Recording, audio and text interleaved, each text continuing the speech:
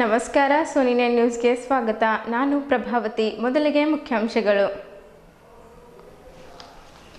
April 19ರವರೆಗೆ ಅಭ್ಯರ್ಥಿಗಳು ನಾಮಪತ್ರ ಸಲ್ಲಿಸಲು ಕಾಲಾವಕಾಶ. ಬೀದರ್ ಜಿಲ್ಲಾ ಚುನಾವಣಾಧಿಕಾರಿ ಗೋವಿಂದ ರೆಡ್ಡಿ.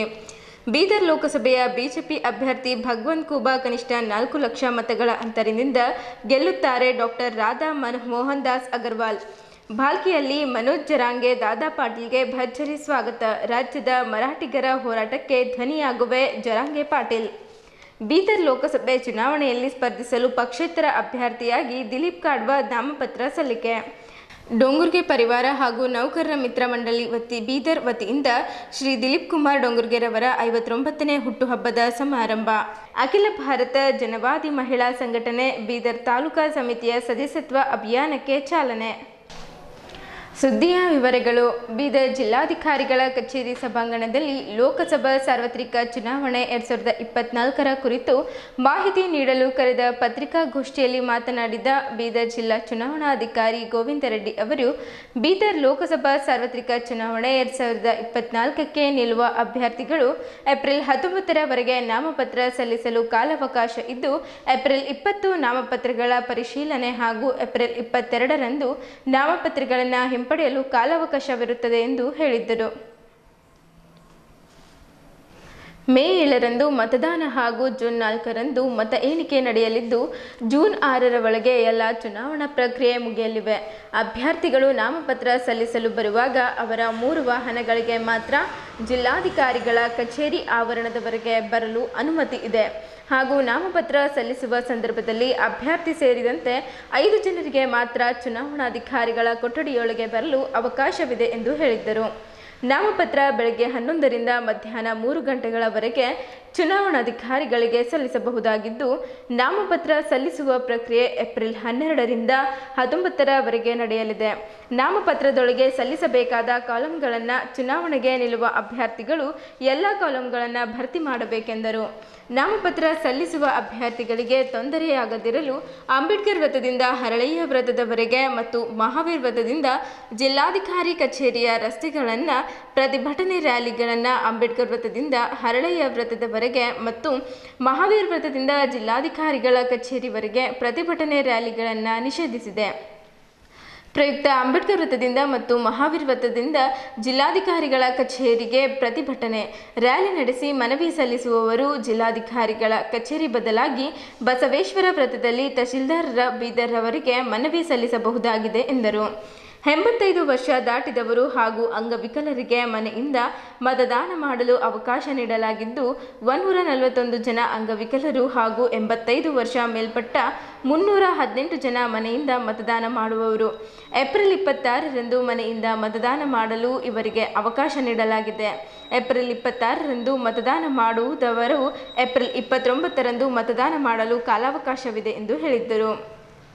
ತುರ್ತು ಸೇವೆಯ ಇಲಾಖೆಗಳಿಗೆ ಜೂನ್ 1, 2 ಮತ್ತು 3ರಂದು ಮತದಾನ ಮಾಡಲು ಅವಕಾಶ ನೀಡಲಾಗಿದೆ. ಜಿಲ್ಲೆಯ ಪ್ರತಿ ವಿಧಾನಸಭಾ ಕ್ಷೇತ್ರದಲ್ಲಿ ಮಹಿಳೆಯರೇ ಇರುವ 5 ಪಿಂಕ್ ಮತಗಟ್ಟೆ, 1 ಯುವ ಮತಗಟ್ಟೆ ಹಾಗೂ ವಿಶೇಷಚೇತನರ 1 ಮತಗಟ್ಟೆ ಇರಲಿದೆ. ಚುನಾವಣಾ ಕರ್ತವ್ಯಕ್ಕೆ ಜಿಲ್ಲೆಯಲ್ಲಿ ಸಿಬ್ಬಂದಿಗಳ ಕೊರತೆ ಇಲ್ಲ. ಈಗಾಗಲೇ ಸ್ಥಳೀಯ ಹಾಗೂ ಬೀದರ್ ಜಿಲ್ಲೆಯಲ್ಲಿ 3 ವರ್ಷ ಕೆಲಸ ನಿರ್ವಹಿಸಿದ ಅಧಿಕಾರಿಗಳನ್ನು ಚುನಾವಣಾ ಆಯೋಗ ಬೇರೆ ಜಿಲ್ಲೆಗಳಿಗೆ ವರ್ಗಾವಣೆ ಮಾಡಿದೆ ಎಂದರು. ಬೀದರ್ ಜಿಲ್ಲೆಯಲ್ಲಿ ಒಟ್ಟು 1528 ಮತಗಟ್ಟೆಗಳಿದ್ದು, ಅವುಗಳಲ್ಲಿ 328 ಸೂಕ್ಷ್ಮ ಮತಗಟ್ಟೆಗಳಿವೆ. 1305 ಮತಗಟ್ಟೆಗಳಿಗೆ ಸಿಸಿಟಿವಿ ಅಳವಡಿಸಿದ್ದು, ಲೈವ್ ಕವರೇಜ್ ಇರುತ್ತದೆ.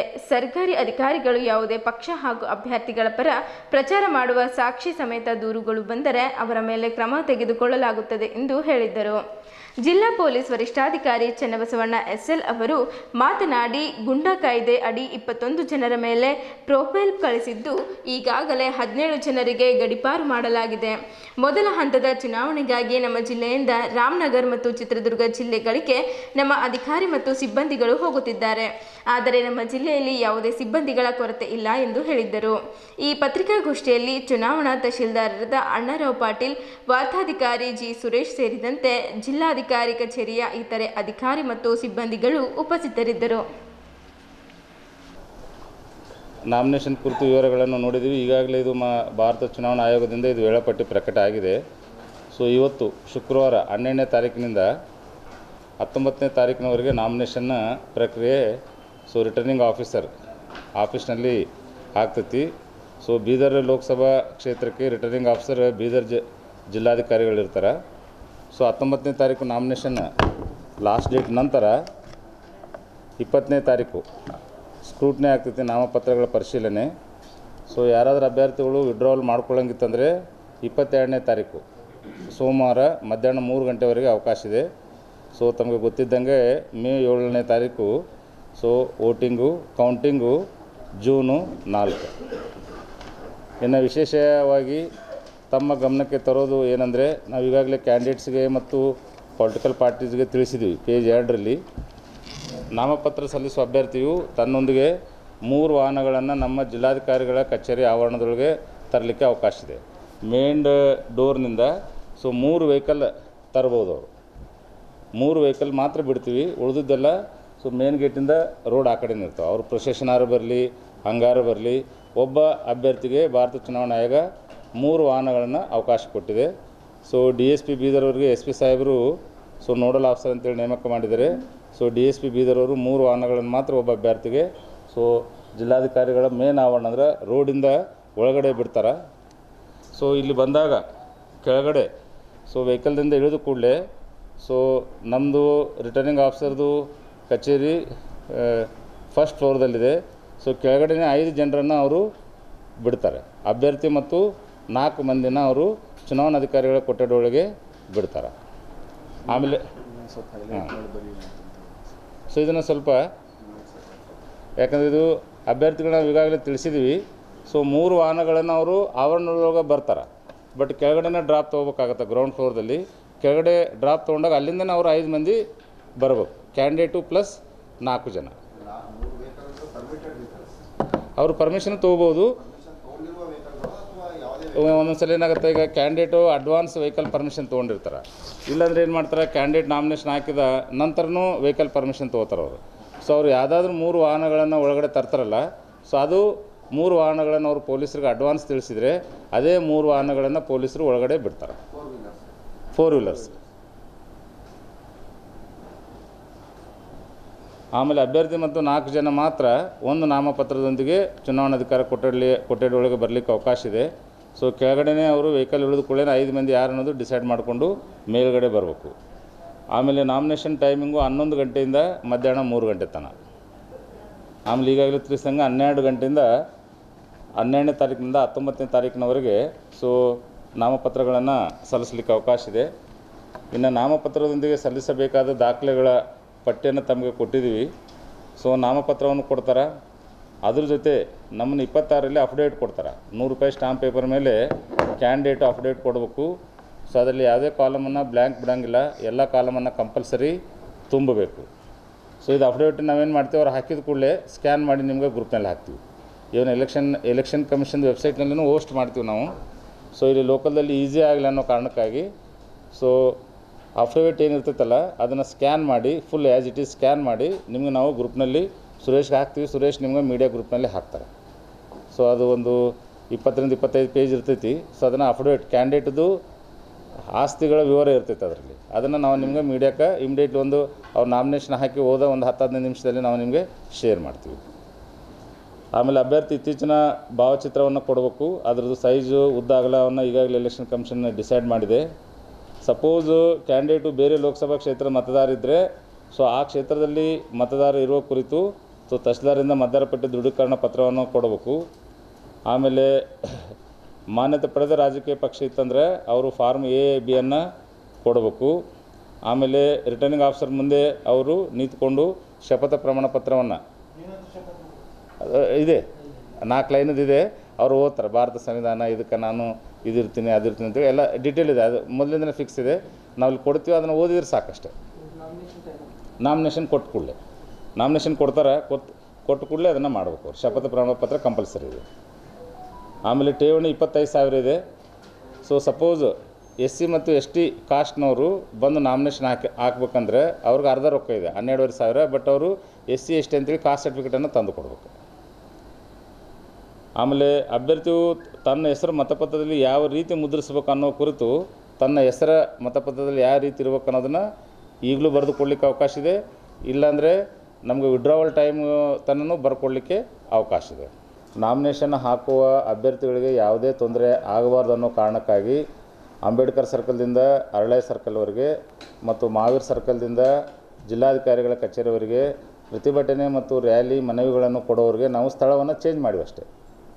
ಸೊ ಪ್ರತಿಭಟನೆ ರ್ಯಾಲಿ ಜನನ ಸೇರಿಸಿ ಪ್ರತಿಭಟನೆ ರ್ಯಾಲಿ ಮಾಡೋರು ಇತ್ತಂದ್ರೆ ಬಸವೇಶ್ವರ ಸರ್ಕಲ್ದಲ್ಲಿ ಮಾಡ್ಬೋದು, ತಹಶೀಲ್ದಾರ್ ಹೋಗಿ ಅಲ್ಲೇ ತೊಗೋತಾರೆ. ಇಲ್ಲ ನಮ್ಮಲ್ಲಿ ನಾವು ಹೋಗಿ ಜಸ್ಟ್ ಮನವಿ ಕೊಟ್ಟು ಹೋಗ್ತೀವಿ ಅನ್ನಂಗಿದ್ದಾರೆ ಸೀದಾ ತಹಶೀಲ್ದಾರ್ ಆಫೀಸಿಗೆ ಬಂದು ಕೊಡ್ಬೋದು. ಈ ವ್ಯವಸ್ಥೆ ಯಾಕೆ ಎಲ್ಲ ಜಿಲ್ಲಾಡಳಿತಗಳು ಮಾಡಿದ್ವು ಅಂತಂದ್ರೆ ಮನವಿ ಕೊಡೋವ್ರಿಗೂ ತೊಂದರೆ ಆಗಬಾರ್ದು, ನಮ್ಮ ಕ್ಯಾಂಡಿಡೇಟ್ಗಳಿಗೆ ಮೋಸ್ಟ್ ಇಂಪಾರ್ಟೆಂಟ್. ಯಾಕಂದರೆ ಇದು ಆಫೀಸ್ ಡೆಸಿಗ್ನೇಟ್ ಇರೋದ್ರಿಂದ ಲಾಸ್ಟ್ ಮೂಮೆಂಟ್ಗೆ ಇಲ್ಲ ಧರಣಿ ಸತ್ಯಾಗ ಪ್ರತಿಭಟನೆ ಆಯಿತು, ರೋಡ್ ಬ್ಲಾಕ್ ಆಯಿತು, ನಮ್ಗೆ ಮನವಿ ಕೊಡಲಿಕ್ಕೆ ಇದು ಕ್ಯಾಂಡಿಡೇಟ್ ಬಂದು ನಮ್ಗೆ ನಾಮಿನೇಷನ್ ಕೊಡೋಕೆ ತೊಂದರೆ ಆಯ್ತು ಅನ್ನೋದು ಆಗಬಾರ್ದು. ಸೊ ಅದು ಸಂವಿಧಾನಿಕ ಹಕ್ಕಿರೋದ್ರಿಂದ ನಾಮಪತ್ರ ಹಾಕೋದು ನಾವಿನ್ನು ಫ್ರೀ ಫ್ರಮ್ ಆಲ್ ಧರಣಿ ಸತ್ಯಾಗ್ರಹ ಮಾಡ್ಕೊಂಡಿದ್ವಿ. ಇದಕ್ಕೆ ಸಾರ್ವಜನಿಕರಲ್ಲಿ ನಮ್ಮದು ವಿಜ್ಞಪ್ತಿ ಇದೆ, ಪ್ರತಿಭಟನಾ ರ್ಯಾಲಿ ಜನನ ಸೇರಿಸೋರಿದ್ರೆ ಬಸವೇಶ್ವರ ಸರ್ಕಲ್, ಇಲ್ಲ ಅವರಾಗಲೇ ಬಂದು ಮನವಿ ಕೊಡೋಂಗಿತ್ತಂದ್ರೆ ತಹಶೀಲ್ ಆಫೀಸ್ನಲ್ಲಿ ಕೊಡಲಿಕ್ಕೆ. ಸೊ ಯಾರಾದರೂ ಪ್ರತಿಭಟನಾ ರ್ಯಾಲಿ ಮನವಿ ಕೊಡೋರು ಇದ್ದರು ಅಂದ್ರೂ ಸೊ ಪೊಲೀಸರಿಗೆ ಅಡ್ವಾನ್ಸ್ ತಿಳಿಸಿದ್ರೆ ಅವರು ಬಂದೋಬಸ್ತನ್ನು ಮಾಡ್ತಾರೆ. ಸೊ ಯಾವ್ಯಾವ ಸರ್ಕಾರಿ ಇಲಾಖೆಯವ್ರಿಗೆ ಟ್ರಾನ್ಸ್ಫರ್ ಆಗಬೇಕು ಅಂತೇಳಿ ಎಲೆಕ್ಷನ್ ಕಮಿಷನ್ ಹೇಳಿತ್ತು, ಆ ಎಲ್ಲ ಇಲಾಖೆಗಳ ಸ್ಟಾಫು ಈಗಾಗಲೇ ಟ್ರಾನ್ಸ್ಫರ್ ಆಗಿಬಿಟ್ಟಿದ್ದಾರೆ ನಮ್ಮ ಜಿಲ್ಲೆಯಿಂದ. ನಮ್ಮ ಜಿಲ್ಲೆಯಲ್ಲಿ ಅವರು ವೋಟರ್ ಇದ್ದರೆ ಅವರು ಟ್ರಾನ್ಸ್ಫರ್ ಆಗ್ಯಾರ, 3 ವರ್ಷ ಜಾಸ್ತಿ ಇದ್ದವರು ಆಗ್ಯಾರ. ಪೊಲೀಸ್, ರೆವಿನ್ಯೂ, ಅಬಕಾರಿ, ತಾಲೂಕ್ ಪಂಚಾಯಿತಿ, ಭಾಳಷ್ಟು ಇಲಾಖೆ, ಇವನ್ ಮುನ್ಸಿಪಾಲ್ಟಿ, ಇವರೆಲ್ಲ ಇಲಾಖೆಯವರು ಈಗಾಗಲೇ ಟ್ರಾನ್ಸ್ಫರ್ ಆಗ್ಯಾರ. ಈಗ ಯಾರು ಟ್ರಾನ್ಸ್ಫರ್ ಆಗಿಲ್ಲಪ್ಪ ಅಂತಂದ್ರೆ ಆ ಇಲಾಖೆಯವರು ಕೋರ್ ಎಲೆಕ್ಷನ್ ಡ್ಯೂಟಿ ಮಾಡಲ್ಲ, ಅದು ಎಲೆಕ್ಷನ್ ಕಮಿಷನ್ನೇ ಡಿಸೈಡ್ ಮಾಡಿದೆ. ಅಲ್ಲ ಅದಕ್ಕೆ ಆನ್ಸರ್ ಮಾಡ್ತೀನಿ ನಾನು. ಸೊ ಯಾವುದಾದ್ರೂ ಒಬ್ಬ ಸಿಬ್ಬಂದಿ, ಈಗ ಒಬ್ಬ ಜಾಸ್ತಿ ಕಾಂಪ್ಲೇಂಟ್ ಬಂದಿರೋದು ಸರ್ಕಾರಿ ಎಂಪ್ಲಾಯೀಸ್ ಮೇಲೇ. ಸೊ ಅವ್ರದ್ದು ನೇರವಾಗಿ ಚುನಾವಣೆಯಲ್ಲಿ ಡ್ಯೂಟಿ ಇರಬೇಕು ಅಂಥವಿಲ್ಲ. ಸೊ ಅವರು ಚುನಾವಣೆ ಪ್ರಚಾರ ಸಭೆ ಅಥವಾ ಕ್ಯಾಂಡಿಡೇಟ್ ಪರವಾಗಿ ಏನಾದ್ರು ಪ್ರಚಾರ ಮಾಡ್ಯಾರ, ಅದು ಸಾಕ್ಷಿ ಪುರಾವೆಗಳು ಇಲ್ಲ. ಈ ಕಾರಣಕ್ಕಾಗಿ ನಾವು ಎಂಪ್ಲಾಯೀಸ್ ಮೇಲೆ ಬರೀ ಆರೋಪದ ಆಧಾರದ ಮೇಲೆ ನಾವು ಆ್ಯಕ್ಷನ್ ತೊಗೊಳ್ಳಿಕ್ಕೆ ಆಗೋದಿಲ್ಲ. ದಿಸ್ ಪಾಲಿಸಿ ನಮ್ಮ ಜಿಲ್ಲೆಯೆಲ್ಲ ಥ್ರೂಔಟ್ ಇಂಡಿಯಾ ಎಲೆಕ್ಷನ್ ಕಮಿಷನ್ ಹೇಳಿದ್ದೇ ಇದೆ. ಸಾಕ್ಷಿ ಪುರಾವೆಗಳು ಒಬ್ಬ ಸರ್ಕಾರಿ ಎಂಪ್ಲಾಯೀಸ್ ಮೇಲೆ ಇದ್ದರೆ ಮಾತ್ರ ನಾವು ಆ್ಯಕ್ಷನ್ ತೊಗೊಳ್ಳಿಕ್ಕೆ. ವರ್ತ್ ಪ್ರಾಪರ್ಟಿನ ಅದರಲ್ಲಿ ಸೀಸ್ ಮಾಡಿದ್ದೀವಿ. ಆಮೇಲೆ ಇನ್ನು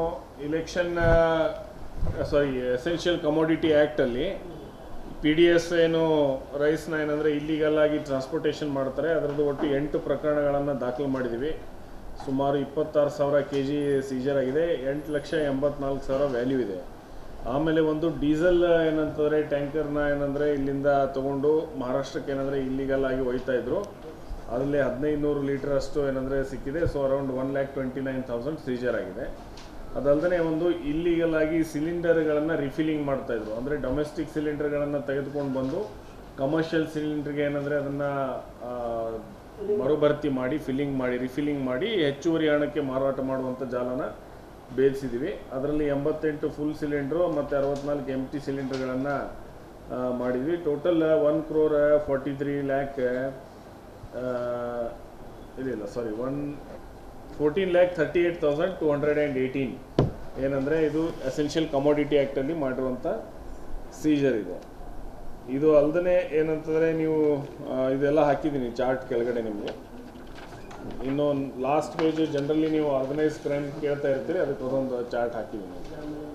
ಅದರಲ್ಲಿ ಗ್ಯಾಮ್ಲಿಂಗ್ ಇರ್ಬೋದು, ಬೆಟ್ಟಿಂಗ್ ಇರ್ಬೋದು, ಮಟ್ಕಾ ಕೇಸಸ್ ಇರ್ಬೋದು, ಅದನ್ನೆಲ್ಲ ಏನಂದರೆ ಓವರಾಲ್ ಚಾರ್ಟು ಹಾಕಿದ್ದೀನಿ. 9 ಪ್ರಕರಣ ಏನಂದರೆ ದಾಖಲು ಮಾಡಿದ್ದೀವಿ IPLದು. ಅದರಲ್ಲಿ 17 ಜನ ಆರೋಪಿಗಳ ಮೇಲೆ ಕ್ರಮ ತಗೊಂಡಿದ್ವಿ. 4,37,000 ಕ್ಯಾಶ್. ಇದು ಮೊನ್ನೆವರೆಗೆ, ನಿನ್ನೆ ಮತ್ತೆ ಒಂದು ಕೇಸ್ ಮಾಡಿದ್ದೀವಿ. ಸೊ ಅದ್ರದ್ದೆಲ್ಲ ಆ್ಯಡ್ ಮಾಡಿ ನಾನು ಏನಂದರೆ ಇನ್ನೊಂದು ಅವರಲ್ಲಿ ನಿಮ್ಗೆ ಹಾಕ್ಸ್ಬಿಡ್ತೀನಿ ಗ್ರೂಪ್. ಹೌದೌದು, IPL ಸ್ಟಾರ್ಟ್ ಆದಾಗಿಂದನೇ ಕೇಸಸ್. ಕಿಂಗ್ ಪಿನ್ ಮಾಡಿದ್ದೀವಿ, ನಿನ್ನೆ ಮಾಡಿದ್ದು ಕಿಂಗ್ ಪಿನ್ನೇ ಮಾಡಿದ್ದೀವಿ. ಶಿಷ್ಯನೇ ಕೇಳ್ತಾರೆ ನೋಡಿ. ಇಲ್ಲ ಕೊಡ್ತೀನಿ, ಇನ್ನೂ ಒಂದೆರಡು ನಿನ್ನೆ ಕೇಸ್ ಅವೆರಡು ಸೇರಿಸ್ಕೊಟ್ರೆ ನಿಮ್ಗೆ ಅಪ್ಡೇಟ್ ಆಗ್ತದೆ. ಎಲ್ಲ ಮ್ಯಾಚ್ಗಳಿಗೆಲ್ಲೂ ಏನಂತಾರೆ ನಮಗೆ ಮಾಹಿತಿ ಆಧಾರದ ಮೇಲೆ ಮಾಡಿದ್ದೀವಿ. ಆಮೇಲೆ ಕೆಲವೊಬ್ರು ಏನಂತಂದರೆ ಹೊರಗಡೆ ಇದ್ಕೊಂಡು ಮಾಡ್ತಾಯಿದ್ರೆ, ಇವರು ಅವ್ರದ್ದೇ ಟಚ್ ಇರೋದನ್ನು ಅವ್ರನ್ನೂ ಕೂಡ ಏನಂದರೆ FIR ಅಲ್ಲಿ ಅವ್ರದ್ದು ಹೆಸರಿದೆ, ಅವ್ರನ್ನೂ ಏನಂದರೆ ತನಿಖೆಗೆ ಒಳಪಡಿಸ್ತೀವಿ. ಹೆಡ್ ಕಾನ್ಸ್ಟೇಬಲ್ 200, ಆಮೇಲೆ ಕಾನ್ಸ್ಟೇಬಲ್ಲು 520. ಸೊ 725 ಜನ ಪ್ಲಸ್ 700 ಹೋಮ್ ಗಾರ್ಡ್ಗಳು. 700 ಇಷ್ಟು ಜನ ಏನಂದರೆ ಬೇರೆ ಜಿಲ್ಲೆಗಳಿಗೆ ಹೋಗ್ತಾರೆ ಫೇಸ್ 1ನಲ್ಲಿ.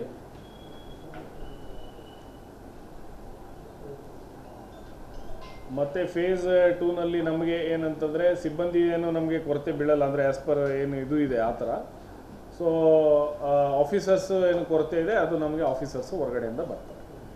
ಸೊ ಮತ್ತು ಹೋಮ್ ಗಾರ್ಡ್ಗಳೇ ಎಡಿಷನಲ್ ಆಗಿ ಬರ್ತಾರೆ ನಮಗೆ. ಸೊ ಬೀದರ್ ಜಿಲ್ಲಾ ಪತ್ರಿಕಾ ಭವನದಲ್ಲಿ ಕರೆದ ಸುದ್ದಿಗೋಷ್ಠಿಯಲ್ಲಿ ಮಾತನಾಡಿದ ಭಾರತೀಯ ಜನತಾ ಪಕ್ಷದ ರಾಷ್ಟ್ರೀಯ ಪ್ರಧಾನ ಕಾರ್ಯದರ್ಶಿಗಳು ಹಾಗೂ ಕರ್ನಾಟಕ ಲೋಕಸಭೆ ಚುನಾವಣೆ ಉಸ್ತುವಾರಿ ಡಾಕ್ಟರ್ ರಾಧಾ ಮೋಹನ್ ದಾಸ್ ಅಗರ್ವಾಲ್ ಅವರು ರಾಜ್ಯದ 28 ಲೋಕಸಭೆ ಕ್ಷೇತ್ರಗಳಲ್ಲಿ ಎನ್ಡಿಎ ಅಭ್ಯರ್ಥಿಗಳು ಗೆಲ್ಲುವುದು ಗ್ಯಾರಂಟಿ ಎಂದರು.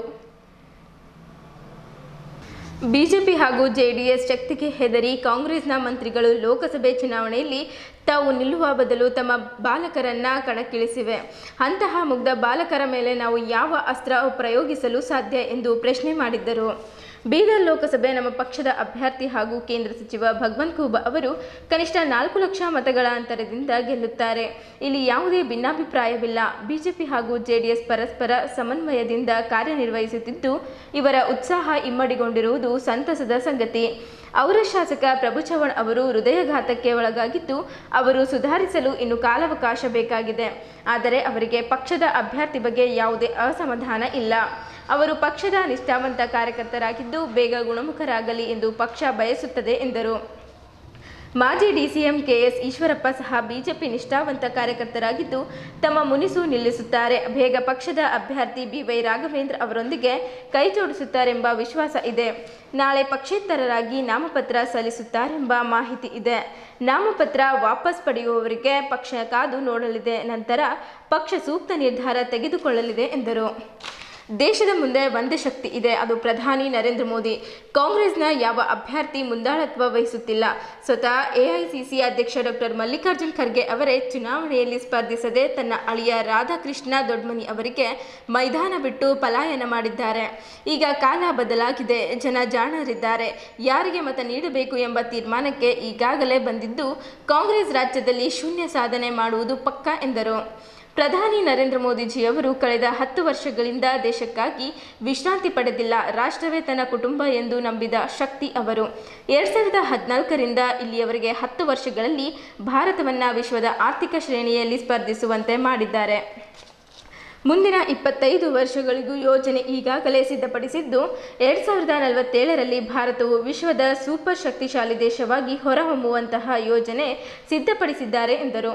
ಪತ್ರಿಕಾಗೋಷ್ಠಿಯಲ್ಲಿ ಬಿಜೆಪಿ ಜಿಲ್ಲಾಧ್ಯಕ್ಷ ಸೋಮನಾಥ್ ಪಾಟೀಲ್ ಹುಡ್ಗಿ, ಮಾಜಿ ಸಚಿವ ಬಂಡೆಪ್ಪ ಖಾಶೆಂಪೂರ್, ಪಕ್ಷದ ಲೋಕಸಭೆ ಅಭ್ಯರ್ಥಿ ಹಾಗೂ ಕೇಂದ್ರ ಸಚಿವ ಭಗವಂತ್ ಖೂಬಾ, ಜೆಡಿಎಸ್ ಜಿಲ್ಲಾಧ್ಯಕ್ಷ ರಮೇಶ್ ಪಾಟೀಲ್ ಸೋಲ್ಪುರ್, ಲೋಕಸಭೆ ಚುನಾವಣೆ ಉಸ್ತುವಾರಿ ಅಮರನಾಥ್ ಪಾಟೀಲ್, ಶಾಸಕರುಗಳಾದ ಶರಣು ಸಲ್ಗರ್, ಡಾಕ್ಟರ್ ಸಿದ್ಲಿಂಗಪ್ಪ ಪಾಟೀಲ್, ಡಾಕ್ಟರ್ ಶೈಲೇಂದ್ರ ಬೆಲ್ದಾಳೆ, ಪಕ್ಷದ ರಾಜ್ಯ ಸಂಘಟನಾ ಕಾರ್ಯದರ್ಶಿ ಪಿ ರಾಜು, ವಿಧಾನ ಪರಿಷತ್ ಸದಸ್ಯ ರಘುನಾಥರಾವ್ ಮಲ್ಕಾಪುರೆ, ಮಾಜಿ ಶಾಸಕರಾದ ಪ್ರಕಾಶ್ ಖಂಡ್ರೆ, ಮಲ್ಲಿಕಾರ್ಜುನ್ ಖೂಬಾ, ಮಾರುತಿರಾವ್ ಮೂಳೆ, ಬಿಜೆಪಿ ಜಿಲ್ಲಾ ಪ್ರಧಾನ ಕಾರ್ಯದರ್ಶಿ ಪೀರಪ್ಪ ಯರ್ನಳ್ಳಿ, ಜೆಡಿಎಸ್ ಜಿಲ್ಲಾ ಪ್ರಧಾನ ಕಾರ್ಯದರ್ಶಿ ಅಶೋಕ್ ಕೋಡ್ಗೆ, ಮಾಜಿ ಬುಡಾ ಅಧ್ಯಕ್ಷ ಬಾಬುವಾಲಿ, ಪಕ್ಷದ ಸಹ ವಕ್ತಾರ ಬಸವರಾಜ್ ಪವಾರ್, ಮಾಧ್ಯಮ ಪ್ರಮುಖ ಶ್ರೀನಿವಾಸ್ ಚೌಧರಿ ಸೇರಿದಂತೆ ಅನೇಕರು ಉಪಸ್ಥಿತರಿದ್ದರು.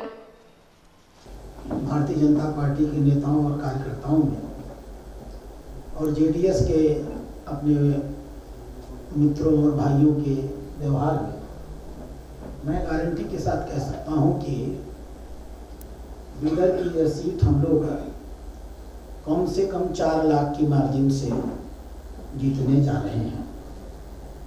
एक अलग प्रकार का उत्साह माननीय प्रधानमंत्री के द्वारा 10 साल के अंदर जो राष्ट्रीय स्तर पे किया गया है, जो कर्नाटक के लिए किया गया है, जो राष्ट्रीय सम्मान के लिए किया गया है, राष्ट्र के गौरव को स्थापित करने के लिए किया गया है, राष्ट्र की आर्थिक स्थिति को सुदृढ़ करने के लिए किया गया है और देश में सांस्कृतिक एकता स्थापित हो, हम अपने प्राचीन गौरवशाली अतीत में गर्व कर सकें, अपनी सांस्कृतिक विरासत को संजो करके आगे बढ़ा सकें, उससे प्रेरणा ले सकें। इस दृष्टि से जो कुछ भी काम हुए हैं, मुझे आज 1 महीने 2 महीने में महसूस हुआ कि जितना उत्साह मोदी जी के लिए उत्तर प्रदेश के नागरिकों में है, उससे कहीं अधिक उत्साह कर्नाटक के नागरिकों में है। इस नाते हम धीमे धीमे बीदर सहित पूरे कर्नाटक में एक ऐतिहासिक विजय की ओर बढ़ रहे हैं। रिकॉर्ड तोड़ विजय होगी। 9 बार का विधायक, 2 बार का सांसद चुनाव लड़ने की हिम्मत नहीं जुटा पाया। मुख्यमंत्री अपने अड़के को मैसूर से लड़ाना चाहते थे। जो ही हमने अपने प्रत्याशी की घोषणा किया, मैदान छोड़ के भाग गए। मुख्यमंत्री ने अपने सारे मंत्रियों को बैठा करके दबाव मारा कि तुम सब जा करके चुनाव लड़ो। कोई चुनाव लड़ने को तैयार नहीं हुआ, उनके लड़कों को चुनाव लड़ा दिया। युद्ध के मैदान में भारतीय जनता पार्टी के परिपक्व, अनुभवी, टाइम टेस्टेड नेताओं के सामने उन्होंने बालक सेना खड़ा कर दी। मैं नाम नहीं लूंगा, आप बीदर से ही शुरू करिएगा तो आपको सारी बालक सेना दिख जाएगी। तो बालकों पर हम लोग अस्त्र चलाएं, अपना विरोधी माने, हम तो उनको प्रत्याशी भी नहीं मानते हैं। लड़ना वड़ना तो बहुत दूर की बात है, अधिकांश की जमानत जब्त हो जाएगी। ಬೀದರ್ ಜಿಲ್ಲೆಯ ಭಾಲ್ಕಿ ಪಟ್ಟಣದ ಹೊರವಲಯದ ಹುಮ್ನಾಬಾದ್ ರಸ್ತೆಯ ಪ್ರಯಾಗ ಫಂಕ್ಷನ್ ಹಾಲ್ ಸಮೀಪದ ಬಯಲು ಪ್ರದೇಶದಲ್ಲಿ ಸಕಲ ಮರಾಠ ಸಮಾಜದ ವತಿಯಿಂದ ಏರ್ಪಡಿಸಿದ ಮರಾಠ ಸಮಾಜದ ಜಾಗೃತಿ ಸಮಾವೇಶದಲ್ಲಿ ಭಾಗವಹಿಸಿ ಮಾತನಾಡಿದ ಮರಾಠ ಸಮಾಜದ ಕ್ರಾಂತಿ ಸೂರ್ಯ ಮನೋಜ್ ಚರಾಂಗೆ ದಾದಾ ಪಾಟೀಲ್ ಅವರು ರಾಜ್ಯದಲ್ಲಿ ಸುಮಾರು 40-50 ಲಕ್ಷ ಮರಾಠಿಗರು ಇದ್ದಾರೆ. ಹಲವು ವರ್ಷಗಳಿಂದ ಇಲ್ಲಿಯೇ ಮರಾಠಿಗರು ಮೀಸಲಾತಿಗಾಗಿ ಹೋರಾಟ ನಡೆಸುತ್ತಿದ್ದಾರೆ. ಆದರೆ ಮರಾಠಿಗರ ಒಗ್ಗಟ್ಟಿನ ಲಾಭ ರಾಜಕೀಯ ಪಕ್ಷಗಳು ಬಳಸಿಕೊಳ್ಳುತ್ತಿವೆ ಹೊರತು ಮರಾಠಿಗರ ಮೀಸಲಾತಿ ಸೇರಿ ವಿವಿಧ ಬೇಡಿಕೆ ಈಡೇರುತ್ತಿಲ್ಲ ಎಂದು ಆತಂಕ ವ್ಯಕ್ತಪಡಿಸಿದರು. ಅನ್ಯಾಯದ ವಿರುದ್ಧ ಹೋರಾಟ ನಡೆಸಲು ನಾನು ಸದಾ ಸಿದ್ಧನಿದ್ದೇನೆ. ರಾಜ್ಯದ ಎಲ್ಲ ಮರಾಠಿಗರು ಒಂದಾದರೆ ನಿಮ್ಮೆಲ್ಲರ ನ್ಯಾಯಯುತ ಹೋರಾಟಕ್ಕೆ ಧ್ವನಿಯಾಗುತ್ತೇನೆ. ಎಲ್ಲ ಮರಾಠಿಗರು ಸೇರಿ ರಾಜ್ಯದಲ್ಲಿ ಬೃಹತ್ ಸಮಾವೇಶ ಏರ್ಪಡಿಸಿ ನಮ್ಮ ಧ್ವನಿಯನ್ನ ಆಳುವ ಸರ್ಕಾರಕ್ಕೆ ಮುಟ್ಟಿಸೋಣ ಎಂದು ತಿಳಿಸಿದ್ದರು. ಜಿಲ್ಲಾ ಪಂಚಾಯಿತಿ ಮಾಜಿ ಅಧ್ಯಕ್ಷ ಪದ್ಮಾಕರ್ ಪಾಟೀಲ್ ಮಾತನಾಡಿ, ಬೀದರ್ನಲ್ಲಿ ಏಪ್ರಿಲ್ 12ರಂದು ನಡೆಯುವ ಸಭೆಯಲ್ಲಿ ಮರಾಠ ಸಮಾಜದ ಜನರನ್ನು ಸೇರಿಸಿ ಮುಂದಿನ ರಾಜಕೀಯ ನಿರ್ಧಾರ ಕೈಗೊಳ್ಳಲಾಗುತ್ತದೆ. ಮರಾಠ ಸಮಾಜ ಶಿಕ್ಷಣ, ಕೃಷಿ, ಸಾಮಾಜಿಕ, ರಾಜಕೀಯ ಕ್ಷೇತ್ರದಲ್ಲಿ ತೀರಾ ಹಿಂದುಳಿದಿದೆ. ನಮ್ಮ ಸಮುದಾಯವನ್ನು ಎಲ್ಲರೂ ರಾಜಕೀಯವಾಗಿ ಬಳಸಿಕೊಳ್ಳುತ್ತಿದ್ದಾರೆ. ಆದರೆ ಮೀಸಲಾತಿ ಸೇರಿ ನ್ಯಾಯಯುತ ವಿವಿಧ ಬೇಡಿಕೆ ಈಡೇರುತ್ತಿಲ್ಲ. ಹೀಗಾಗಿ ಮರಾಠ ಸಮುದಾಯದ ಎಲ್ಲ ಜನರು ಒಂದಾಗಿ ಶಕ್ತಿ ಪ್ರದರ್ಶಿಸಬೇಕು ಎಂದು ತಿಳಿಸಿದ್ದರು. ಸಾನ್ನಿಧ್ಯ ವಹಿಸಿದ ಬೆಂಗಳೂರು ಗೋಸಾಯಿ ಮಹಾಸಂಸ್ಥಾನ ಮಠದ ಮಂಜುನಾಥ್ ಭಾರತಿ ಸ್ವಾಮೀಜಿ ಮಾತನಾಡಿ, ಶಿವಾಜಿ ಮಹಾರಾಜರ ಜೀವನ ಚರಿತ್ರೆ ಪ್ರತಿಯೊಬ್ಬರಿಗೂ ಪ್ರೇರಣೆಯಾಗಿದೆ. ಅವರಲ್ಲಿನ ಸಾಹಸ, ಧೈರ್ಯ, ಶೌರ್ಯ, ದೇಶಪ್ರೇಮ, ದೇಶಭಕ್ತಿ, ಸಹೋದರತ್ವ ಪ್ರತಿಯೊಬ್ಬರೂ ಅನುಸರಿಸುವ ಮೂಲಕ ಅವರಿಗೆ ನಿಜವಾದ ಗೌರವ ಕೊಡಬೇಕು ಎಂದು ತಿಳಿಸಿದ್ದರು. ಈ ಸಂದರ್ಭದಲ್ಲಿ ಪ್ರಮುಖರಾದ ಜನಾರ್ದನ್ ಬಿರಾದರ್, ನಂದಕುಮಾರ್ ಸಾಳಂಕೆ, ಅಶೋಕರಾವ್ ಸೋನಜಿ, ರಾಮರಾವ್ ವರವಟ್ಟಿಕರ್, ವಿಜಯಕುಮಾರ್ ಕಣಜಿಕರ್, ಡಾಕ್ಟರ್ ದಿನಕರ್ ಮೋರೆ, ಬಾಲಾಜಿ ಪಾಟೀಲ್, ಪ್ರದೀಪ್ ಬಿರಾದರ್, ತುಕಾರಾಮ್ ಮೋರೆ ಸೇರಿದಂತೆ ಹಲವರು ಇದ್ದರು. ಡಾಕ್ಟರ್ ದಿನಕರ್ ಮೋರೆ ಸ್ವಾಗತಿಸಿದ್ದರು. ತುಕಾರಾಮ್ ಮೋರೆ, ಎಸ್ ಪಟೇಲ್ ನಿರೂಪಿಸಿದ್ದರು. ಜನಾರ್ದನ್ ಬಿರಾದರ್ ವಂದಿಸಿದ್ದರು.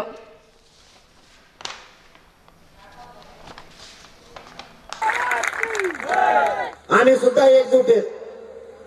आम्ही सुद्धा विराट रूपाने जमलो आणि ही तुमची जमलेली कर्नाटकची शक्ती पूर्ण देश बघतोय. तुम्हाला वाटत असेल बघत नाही, मला माहिती आहे बघतोय म्हणून. कारण मी जवळ झोपत नाही तर राज्यातलं केंद्रातलं सरकारच झोपत नाही, हे मला पक्का माहिती. ह्यो काय बोलतोय, काही खेळ पांगितोय का आपला, तोवर ते सावधच असतो. सगळ्या भाषेत लोक बसवलेले त्यांनी तिथे, त्यांनी वारून केलं केंद्रात आणि राज्यात, महाराष्ट्रात. पण आपण त्यांना मोजत नाहीत. आपली एकजूट अशीच राहू द्या. कर्नाटक राज्यात आणि या भालकी नगरीतील आणि परिसरातील सगळ्या मराठा बांधवांनी आमचं कौतुक आणि स्वागत केलं. त्याबद्दल तुमचेही मनापासून आभार. आपण आम्हालाही जायला वेळ झालाय, कारण मला इथून जाऊन नाशिकचा आणि पालघरचा कार्यक्रम आहे आणि ते पार कोकणच्या पलीकडच्या कोपऱ्यात आलं. नाशिक आणि पालघर हे गुजरातच्या बाउंड्रीवर आहे. मला रातोरात प्रवास करायचा, कारण तुमच्याकडे येताना सुद्धा मी पूर्ण रात्र जागून आलेलो. मला तिथपर्यंत जायचं. त्यामुळे पुढच्या सभेला तुम्हाला आणखीन जास्तीचा वेळ देऊ. पण या सभेला मी आता तुमची रजा घेतो आणि आपण एकजूट राहाल. आपला देशात मराठा एक आलेला संदेश जाईल आणि हा कर्नाटक राज्यातून जाईल ही आम्ही अपेक्षा करतो की आपण एक राहावं आणि लवकरच आपण 50 लाख मराठ्यांचा कार्यक्रमही आयोजित करावा आणि या जगाला कर्नाटकची या राज्याला सुद्धा ताकद दाखवून द्यावी. आम्ही तुमच्या सोबत हा शब्द देतो आणि थांबतो. धन्यवाद. जय हिंद, जय महाराष्ट्र, जय कर्नाटक, जय ಮಹಾರಾಷ್ಟ್ರ. ಈ ಸರ್ಕಾರಕ್ಕೆ ನಾವು ಒತ್ತಾಯ ಮಾಡ್ತೇವೆ, ಕೇಂದ್ರ ಸರ್ಕಾರ ಒತ್ತಾಯ ಮಾಡ್ತೇವೆ, ನಮ್ಮ ಜನಾಂಗಕ್ಕೆ 3rd ಬಿಯಿಂದ 2ಗೆ ರಿಸರ್ವೇಷನ್ ಬೇಗ ಕೊಡಬೇಕು. ಸರ್ಕಾರ ನಮಗೆ ರಿಸರ್ವೇಷನ್ ಕೊಡೋದಿಲ್ವೋ ಆ ಸರ್ಕಾರ ವಿರುದ್ಧ ನಾವು ಹೋರಾಟ ಮಾಡ್ತೇವೆ. ಈ ಸಮಯದಲ್ಲಿ ನಾವು ಯಾಕೆ ಇಷ್ಟು ಜನ ಸೇರಿದ್ದೀವಿ ಅಂದರೆ ಪ್ರಜಾತಂತ್ರದಲ್ಲಿ ನಮ್ಮ ವೋಟಿಂಗ್ ಪವರ್ ಭಾಳ ಜೋರಾಗಿ, ವೋಟಿಂಗ್ ಪವರ್ ನಾವು ಎಕ್ಸಸೈಸ್ ಮಾಡಿದರೆ ನಮಗೆ ಅದಕ್ಕೆ ನ್ಯಾಯ ಸಿಗ್ಬೋದು. ಬೇರೆ ಸಮಯದಲ್ಲಿ ನಾವು ಏನಾದ್ರು ಹೋರಾಟ ಮಾಡಿದರೆ 3-4 ವರ್ಷ ಮತ್ತೆ ಎಲೆಕ್ಷನ್ ಬರಬೇಕಾದ್ರೆ ಅವ್ರಿಗೆ ಆ ಭಯ ಬರೋದಿಲ್ಲ. ಅವರು BJPದವರಾಗಲಿ ಕಾಂಗ್ರೆಸ್ದವರಾಗಲಿ ಭಾಳ ಭಯಭೀತಾಗಿದ್ದಾರೆ. ನಾವು ಈ ಪ್ರಜಾಪ್ರಭುತ್ವದಲ್ಲಿ ಇರಬೇಕಾದ್ರೆ ಬಾಬಾ ಸಾಹೇಬ್ ಅಂಬೇಡ್ಕರ್ ಹೇಳ್ತಾರೆ, ಎಲ್ಲಿವರೆಗೆ ನಿಮಗೆ ಹೋರಾಟ ಮಾಡೋಕ್ಕೆ ನಿಮ್ಮ ಜನಾಂಗದವರು ನಿಮ್ಮ ಕೂಗು ಕೇಳೋರು ವಿಧಾನಸಭಾ, ವಿಧಾನ ಪರಿಷತ್ತು, ರಾಜ್ಯಸಭೆ, ಪಾರ್ಲಿಮೆಂಟಲ್ಲಿ ಹೋಗಲ್ಲ, ಅಲ್ಲಿವರೆಗೆ ನಿಮಗೆ ನ್ಯಾಯ ಸಿಗಲ್ಲ. ನಾವು ಭಾಳಷ್ಟು ನಾವು ಲಾಸ್ಟ್ ನಮ್ಮ MP ಅವರಿಗೆ ನಾವು ಭಾಳ 10 ವರ್ಷ ಅವರಾಗಿದ್ದಾರೆ, 2 ಟರ್ಮ್ MP ಆಗಿದ್ದಾರೆ. ಅವ್ರಿಗೆ ಭಾಳ ಸಪೋರ್ಟ್ ಮಾಡಿದ್ದೆವು. ಅವರು ಒಂದು 10 ನಿಮಿಷ ನಮ್ಮ ಬಗ್ಗೆ ಮಾತಾಡಲಿಲ್ಲ ಪಾರ್ಲಿಮೆಂಟಲ್ಲಿ, ಮರಾಠ ಸಮುದಾಯ ಬಗ್ಗೆ ಕೇಳಿ ಅವ್ರಿಗೆ ಮಾತಾಡಿದ್ದಾರೆ ಅಂತ ನೀವು ನೋಡಿರಿ, ರೆಕಾರ್ಡ್ ಚೆಕ್ ಮಾಡಿ ಪಾರ್ಲಿಮೆಂಟಲ್ಲಿ. ಈ ಯಾವ ಆಧಾರ ಮೇಲೆ ನಮಗೆ ಕೇಳ್ತಾ ಇದ್ದಾರೆ ಈಗ ಓಟು ನಮಗೆ ಬೇಕು ಅಂತ?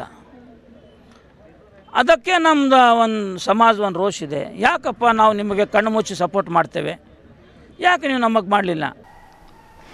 ಮೇ 7ರಂದು ನಡೆಯಲಿರುವ ಬೀದರ್ ಲೋಕಸಭಾ ಚುನಾವಣೆಯಲ್ಲಿ ಸ್ಪರ್ಧಿಸಲು ಪಕ್ಷೇತರ ಅಭ್ಯರ್ಥಿಯಾಗಿ ಕಲಾವಿದರು ಹಾಗೂ ಅಂಧ ವಿಶೇಷಚೇತನರಾದ ದಿಲೀಪ್ ಕಾಡ್ವಾದ್ ಅವರು ಬೀದರ್ ಜಿಲ್ಲಾಧಿಕಾರಿಗಳು ಹಾಗೂ ಬೀದರ್ ಜಿಲ್ಲಾ ಚುನಾವಣಾಧಿಕಾರಿ ಗೋವಿಂದ ರೆಡ್ಡಿ ಅವರಿಗೆ ನಾಮಪತ್ರ ಸಲ್ಲಿಸಿದರು. ಇದಕ್ಕೂ ಮುನ್ನ ಎಲ್ಲ ವ್ರತಗಳಿಗೆ ಹೋಗಿ ಮಾಲಾರ್ಪಣೆ ಮಾಡಿ ಪಾದಯಾತ್ರೆ ಮಾಡುವ ಮೂಲಕ ಜಿಲ್ಲಾಧಿಕಾರಿ ಕಚೇರಿಗೆ ತಲುಪಿ ನಾಮಪತ್ರ ಸಲ್ಲಿಸಿದರು. ದಿಲೀಪ್ ಕಾಡ್ವಾದ್ ಅವರು ಮಾತನಾಡುತ್ತಾ, ದೇಶದ ಸ್ವಾತಂತ್ರ್ಯ ನಂತರ ಪ್ರಥಮ ಬಾರಿಗೆ ಅಂಧ ವಿಶೇಷಚೇತನ ವ್ಯಕ್ತಿ ಚುನಾವಣೆಯಲ್ಲಿ ಸ್ಪರ್ಧಿಸುತ್ತಿದ್ದು, ವಿಶೇಷಚೇತನರಿಗೆ ಸರ್ಕಾರಗಳಿಂದ ಸಿಗಬೇಕಾದ ಸೌಲಭ್ಯಗಳು ದೊರಕಿಸಲು ಸದನದಲ್ಲಿ ಧ್ವನಿ ಎತ್ತಲು ಲೋಕಸಭೆ ಚುನಾವಣೆಯಲ್ಲಿ ಸ್ಪರ್ಧಿಸುತ್ತಿದ್ದೇನೆ ಎಂದು ಹೇಳಿದ್ದರು. ಶ್ರೀಮತಿ ದಿಲೀಪ್ ಕಾಡ್ವಾದ್ ಅವರು ಮಾತನಾಡಿದ್ದರು. ಈ ಸಂದರ್ಭದಲ್ಲಿ ದಿಲೀಪ್ ಕಾಡ್ವಾದ್ ಅವರು ನೂರಾರು ಬೆಂಬಲಿಗರು ಇದ್ದರು. ಬೀದರ್ ಲೋಕಸಭಾ ಸಾರ್ವತ್ರಿಕ ಚುನಾವಣೆ 2024ರ ನಾಮಪತ್ರ ಸಲ್ಲಿಸಲು ಮೊದಲ ದಿನವಾದ ದಿನಾಂಕ 12ರಂದು ಬೀದರ್ ಲೋಕಸಭಾ ಸಾರ್ವತ್ರಿಕ ಚುನಾವಣಾ ಕ್ಷೇತ್ರದಿಂದ ಏಪ್ರಿಲ್ 12ರಂದು 2 ನಾಮಪತ್ರಗಳು ಸಲ್ಲಿಕೆಯಾಗಿವೆ.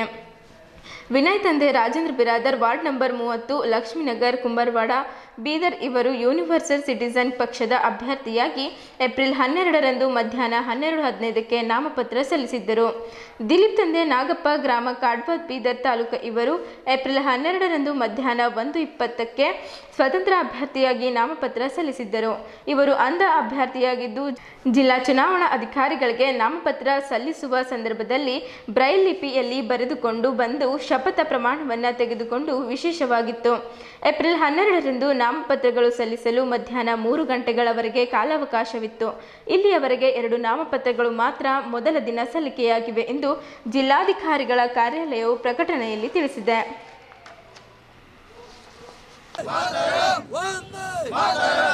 ದಿಲೀಪ್ ಕಾಡ್ವಾದ್ ಅವರಿಗೆ ಅಂಗವಿಕಲರ ಕ್ಷೇತ್ರದಲ್ಲಿ ಯಾವ ಜೀವನ ಮುಡುಪಿಟ್ಟಂತ ದಿಲೀಪ್ ಕಾಡ್ವಾದ್ ಹಗಲಿರುಳು ಅಂಗವಿಕಲರಿಗಾಗಿ ಶ್ರಮಿಸುತ್ತಿರುವ ದಿಲೀಪ್ ಕಾಡ್ವಾದ್ ಅವರಿಗೆ ಭಾರತ್ ಮಾತಾ ಕಿ ದಿಲೀಪ್ ಕಾಡ್ವಾದ್ ಅವರಿಗೆ ಅಂಧ ಅಭ್ಯರ್ಥಿ ದಿಲೀಪ್ ಕಾಡ್ವಾದ್ ಅವರಿಗೆ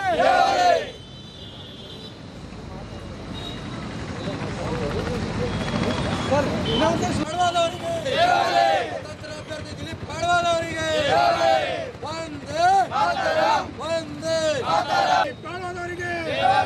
ಅಂಧರ ಅಭ್ಯರ್ಥಿ ದಿಲೀಪ್ ಕಾಡ್ವಾದ್ ಅವರಿಗೆ ಅಂಧರಿಗೆ ಅವಕಾಶ ಅನುಕಂಪ ಬೇಡ, ಅವಕಾಶ ಕೊಡಿ. ಅನುಕಂಪ ಬೇಡ, ಅವಕಾಶ ಕೊಡಿ.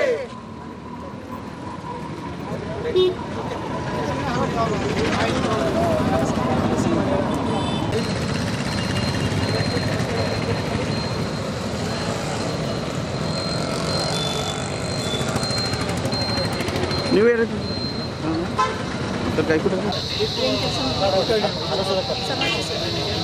ಎಲ್ಲಿದೆ ನಿನ್ನ ಬಲ್ಲಿ ಬರ್ತಂಥದ್ದು ಯಾವ ಪಕ್ಷ?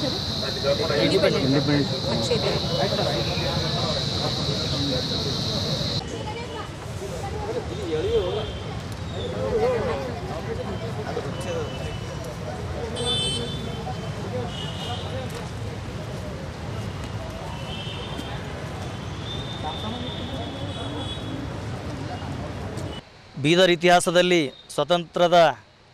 ಭಾರತ ಸ್ವತಂತ್ರ ಆಗಿರ್ತಕ್ಕಂಥ ಒಂದು ಇಸ್ವಿಯಿಂದ ಇಲ್ಲಿವರೆಗೆ ಬೀದರ್ ಇತಿಹಾಸದಲ್ಲಿ ಪ್ರಪ್ರಥಮ ಬಾರಿಗೆ ಒಬ್ಬ ದೃಷ್ಟಿ ವಿಶೇಷಚೇತನ ವ್ಯಕ್ತಿಯಾಗಿ ಬೀದರ್ ಲೋಕಸಭಾ ಕ್ಷೇತ್ರದಿಂದ ಮೊದಲನೇ ಬಾರಿಗೆ ನಾನು ನಾಮಿನೇಷನ್ ಫೈಲ್ ಮಾಡಿದ್ದೇನೆ. ಇವತ್ತು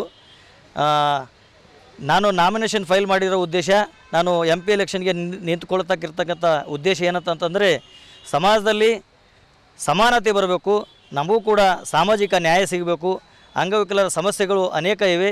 ಎಲ್ಲ ಸಮಸ್ಯೆಗಳು ಸರ್ಕಾರಕ್ಕೂ ಮತ್ತು ಅನೇಕ ಬೇರೆ ಬೇರೆ ಪಕ್ಷಗಳಿಗೂ ಮತ್ತು ಸಾರ್ವಜನಿಕರು ಮುಟ್ಟಬೇಕು ಅಂತಕ್ಕಂಥ ಉದ್ದೇಶದಿಂದ ನಾನು ಈ ಚುನಾವಣೆಯಲ್ಲಿ ಸ್ಪರ್ಧೆ ಮಾಡ್ತಾ ಇದ್ದೇನೆ. ಎಲ್ಲ ಬೀದರ್ ಜನತೆ ನನಗೆ ತುಂಬ ಸಹಕಾರ ಕೊಡೋದಾಗಿ ಭರವಸೆ ಕೊಡ್ಕೊಡ್ತಾ ಬಂದಿದ್ದಾರೆ. ಸುಮಾರು 1 ತಿಂಗಳಿಂದ ನಾನು ಅಲ್ಲಿ ಪ್ರಚಾರ ಮಾಡ್ತಾ ಇದ್ದೇನೆ. ಹೀಗಾಗಿ ಅನೇಕರು ನಮಗೆ ಬೆಂಬಲವಾಗಿ ನಿಂತ್ಕೊಳ್ತಾ ಇದ್ದಾರೆ. ಇವತ್ತು ಅನೇಕ ನಮ್ಮ ದೃಷ್ಟಿ ವಿಶೇಷಚೇತನರು ಹಾಗೂ ಬೇರೆ ಬೇರೆ ಎಲ್ಲ ಸಮಾಜದ ನಮ್ಮ ಬೆಂಬಲಿಗರು ಬಂದು ನನ್ನ ಜೊತೆ ಇವತ್ತು ನಾಮಿನೇಷನ್ ಹಾಕುವಂಥ ಕಾರ್ಯದಲ್ಲಿ ಭಾಗವಹಿಸಿದ್ದಾರೆ. ಹೀಗಾಗಿ ಎಲ್ಲರಿಗೆ ನಾನು ಧನ್ಯವಾದ ತಿಳಿಸ್ತೇನೆ ಮತ್ತು ಬೀದರ್ ಸಮಸ್ತ ಲೋಕಸಭಾ ಕ್ಷೇತ್ರದ ಜನತೆಗೆ ನಾನು ಧನ್ಯವಾದ ತಿಳಿಸ್ತೇನೆ. ಈ ಒಂದು ಇತಿಹಾಸವನ್ನು ರಚಿಸಲು ನೀವು ಕೂಡ ಸಹಕರಿಸ್ತೀರೆಂದು ನಂಬುತ್ತೇನೆ. ಏಕೆಂದರೆ ಸುಮಾರು 75 ವರ್ಷ ಕಳೆದ ನಂತರ ಈ ಒಂದು ಸನ್ನಿವೇಶ ಸಂದರ್ಭ ಸಿಕ್ಕಿದೆ. ಅಂಗವಿಕಲರಾದರೂ ಅವರ ಒಂದು ಕೊರತೆಗಳು ಸಮಾಜದಲ್ಲಿ ಇನ್ನೂ ಅನೇಕ ಜನರು ಅನುಭವಿಸುತ್ತಿದ್ದಾರೆ ಎಂದು ತಿಳಿದು ಅವರಿಗೂ ಕೂಡ ಅವರ ಒಂದು ಸಹಾಯ ಬೇಕೆಂದು ತಿಳಿದು ಅವರಿಗೋಸ್ಕರ ಅವರು ನಿಂತು ತಮ್ಮ ಒಂದು ಕೆಲಸ ಕಾರ್ಯ ಮಾಡುತ್ತಿರುವಾಗ ತಾವು ಕೂಡ ಸಹಕರಿಸಬೇಕಂಗಿ ತಮ್ಮಲ್ಲಿ ಕೇಳಿಕೊಳ್ಳುತ್ತೇನೆ. ಧನ್ಯವಾದಗಳು. ಡೋಂಗ್ರೆ ಪರಿವಾರ ಹಾಗೂ ನೌಕರರ ಮಿತ್ರ ಮಂಡಳಿ ಬೀದರ್ ವತಿಯಿಂದ ದಿಲೀಪ್ ಕುಮಾರ್ ಡೋಂಗರ್ಗೆ ಅವರ 59ನೇ ಹುಟ್ಟುಹಬ್ಬವನ್ನು ಬೀದರ್ ನಗರದ ಇಂಟರ್ನ್ಯಾಷನಲ್ ಹೋಟೆಲ್ ಸಭಾಂಗಣದಲ್ಲಿ ಸಂಭ್ರಮದಿಂದ ಆಚರಿಸಲಾಯಿತು. ಶಾಲು ಹೊದಿಸಿ ಹೂಮಾಲೆ ಹಾಕಿ ಬಸವೇಶ್ವರರ ಪ್ರತಿಮೆ ನೀಡಿ ಸನ್ಮಾನಿಸಿದರು. ದಿಲೀಪ್ ಕುಮಾರ್ ಡೋಂಗರ್ಗೆ ಅವರು ಮಾತನಾಡುತ್ತಾ, ನನ್ನ ಹುಟ್ಟುಹಬ್ಬದ ಅಂಗವಾಗಿ ನಾನು ಪ್ರಾಥಮಿಕ ಹಾಗೂ ಪ್ರೌಢಶಾಲೆಯ ಸರ್ಕಾರಿ ನೌಕರರಿಗೆ ಸನ್ಮಾನ ಮಾಡಿರುವುದು ಹೆಮ್ಮೆಯ ಸಂಗತಿಯಾಗಿದೆ ಎಂದು ಹೇಳಿದ್ದರು. ಈ ಕಾರ್ಯಕ್ರಮದಲ್ಲಿ ಡಾಕ್ಟರ್ ನಾಡೋಜ ಬಸವಲಿಂಗ ಪಟ್ಟದೇವರು, ಶ್ರೀ ಗುರುಬಸವ ಪಟ್ಟದೇವರು, ಶಿವಕುಮಾರ್ ಶೆಟ್ಕರ್, ಮಹೇಶ್ ಬಿರಾದರ್, ಪಾಂಡುರಂಗ್ ಬೇಲ್ದಾರ್, ಶಿವರಾಜ್ ಕಪ್ಲಾಪುರೆ, ಶಿಂಗೆ ಸೂರ್ಯಕಾಂತ್, ಕಲಾಲ್ ದೇವಿ ಪ್ರಸಾದ್, ಸುರೇಶ್ ಟಾಳೆ, ಬಲ್ವಂತರಾವ್ ರಾಥೋಡ್, ಚಂದ್ರಕಾಂತ್ ದಂಡೆ ಸೇರಿದಂತೆ ಡೋಂಗರ್ಗೆ ಪರಿವಾರದವರು ಇದ್ದರು.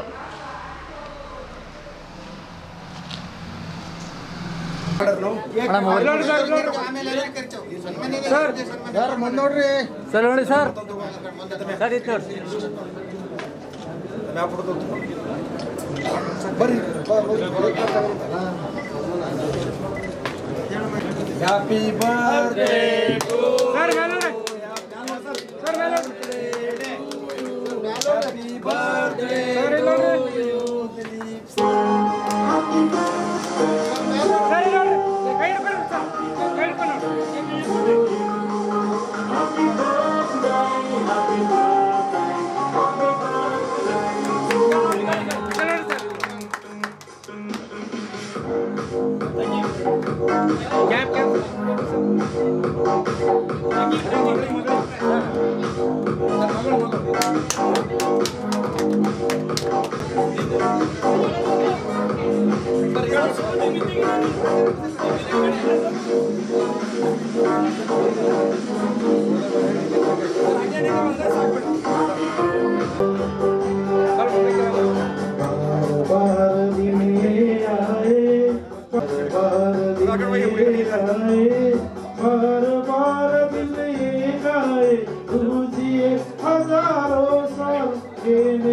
ಮತ್ತೊಮ್ಮೆ ಮದುವೆ ವಿಲಿಸ್ತೇನೆ. ಧನ್ಯವಾದಗಳು. ಓಕೆ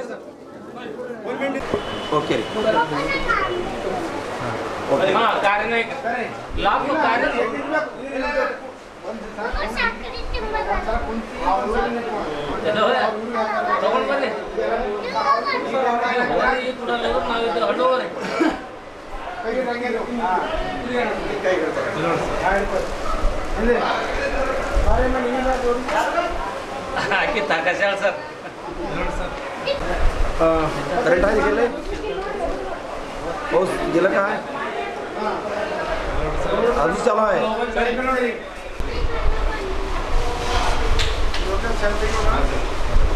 ದಿಲೀಪ್ ಕುಮಾರ್ ಡೊಂಗರಿಗೆ 59ನೇ ಹುಟ್ಟುಹಬ್ಬ ಆಚರಿಸಿದ ನಿಮಿತ್ತ ಎಲ್ಲರಿಗೂ ನನ್ನ ಮಿತ್ರ ಮಂಡಳಿಗೂ ನನ್ನ ಆಸ್ಪತ್ರೆ ಎಲ್ಲ ಸಿಬ್ಬಂದಿಗಳು ನಮ್ಮ ಶಿಕ್ಷಕ ವೃಂದದವರಿಗೆ ಎಲ್ಲರಿಗೂ ಧನ್ಯವಾದ ಹೇಳಬಯಸ್ತೀನಿ. ಈ ಹುಟ್ಟುಹಬ್ಬದ ವಿಶೇಷ ಏನದಂದ್ರೆ ನಾವು ಸನ್ಮಾನ ಮಾಡೋದಕ್ಕಿಂತನೂ ನಮ್ಮ ಶಿಕ್ಷಕರ ವೃಂದದಲ್ಲಿ ನೌಕರ ವರ್ಗದಲ್ಲಿ ಪ್ರೌಢಶಾಲಾ ಅಥವಾ ಪ್ರಾಥಮಿಕ ಶಾಲೆಗಳ ಶಿಕ್ಷಕರಲ್ಲಿ ಅವರ ಸೇವೆಯನ್ನು ಗಮನಿಸಿ ಅವರಿಗೆ ಸನ್ಮಾನ ಮಾಡಬೇಕಂತ ನಮ್ಮದು ಒಂದು ಉದ್ದೇಶ ಅಷ್ಟೇ. ಅದರಲ್ಲಿ ಈಗಾಗಲೇ ಪ್ರೌಢ ಶಿಕ್ಷಣ ಇಲಾಖೆ ಮತ್ತು ಪ್ರಾಥಮಿಕ ಶಿಕ್ಷಣ ಇಲಾಖೆ ಎಲ್ಲ ಸರ್ಕಾರಿ ನೌಕರರಿಗೆ ಅವರ ಸೇವೆಯನ್ನು ಗಮನಿಸಿ ಅವರಿಗೆ ಸನ್ಮಾನ ಮಾಡಲಾಗಿದೆ. ಅದೇ ನಮ್ಮದು ದೊಡ್ಡ ಗುಣ. ಬೀದರ್ ನಗರದಲ್ಲಿ ಅಖಿಲ ಭಾರತ ಜನವಾದಿ ಮಹಿಳಾ ಸಂಘಟನೆಯ ಬೀದರ್ ತಾಲೂಕಾ ಸಮಿತಿಯ ಸದಸ್ಯತ್ವ ಅಭಿಯಾನಕ್ಕೆ ಚಾಲನೆ ನೀಡಲಾಯಿತು.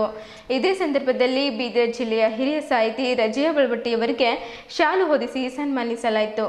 ಈ ಸಂದರ್ಭದಲ್ಲಿ ಅಖಿಲ ಭಾರತ ಜನವಾದಿ ಮಹಿಳಾ ಸಂಘಟನೆಯ ಪದಾಧಿಕಾರಿಗಳು ಕಾರ್ಯಕರ್ತರು ಇದ್ದರು.